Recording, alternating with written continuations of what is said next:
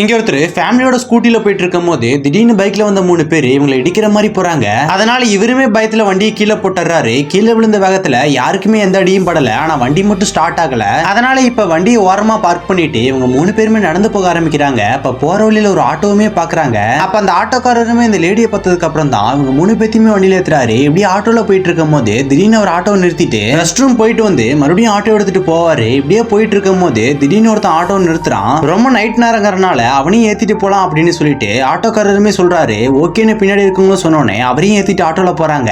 ஆனா இவங்க ஆட்டோல போயிட்டு இருக்கும் போது அந்த ஆட்டோ டிரைவரும் பக்கத்துல இருக்கணும் திரும்பி இவங்களை ஒரு மாதிரியா பாக்குறான். அது மட்டும் இல்லாம இவங்க வேற வழியில போறாங்க. அதை பார்த்தோன்னே அவருமே வண்டியை ஓரமா நிறுத்த சொல்றாரு. ஆனா இவங்க நிறுத்தாம ஒரு காட்டுக்குள்ள போய் நிறுத்துறாங்க. அப்ப இவருமே இறங்கி போய் ஏன் இப்படி பண்றீங்க அப்படின்னு கேட்கும் போது அவன் எந்த பதிலுமே பேச மாட்டான். அப்ப திடீர்னு ஒருத்த வருவான். அவங்க கிட்ட இவருமே ஹெல்ப் கேட்கும் போது அவனுமே சிரிக்கிறான் ஆட்டோக்காரரை பார்த்து. ஆக்சுவலா அந்த லிப்ட் கேட்டவனும் ஆட்டோக்காரரும் பிளான் பண்ணி தான் இவங்களை இந்த இடத்துக்கு கூட்டிட்டு வந்திருக்காங்க. அது தெரிஞ்சதும் இவருமே அவங்களை அடிக்க ஆரம்பிச்சிடுறாரு. அந்த கேப்ல அவங்க ஒய்ஃப் அவங்க குழந்தைய கூட்டிட்டு போக சொல்றாங்க. அவங்களுமே அங்கிருந்து கிளம்பி போறாங்க.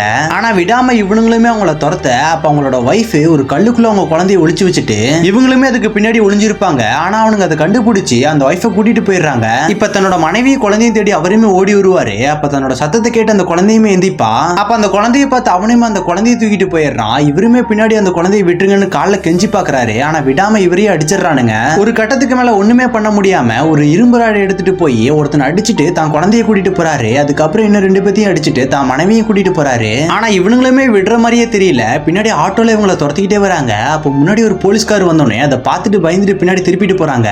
இப்ப அந்த போலீஸ்மே அவங்கள துரத்தி விட்டுட்டு இவங்களை சேஃபா இவங்க வீட்லயே விட்டுறாங்க.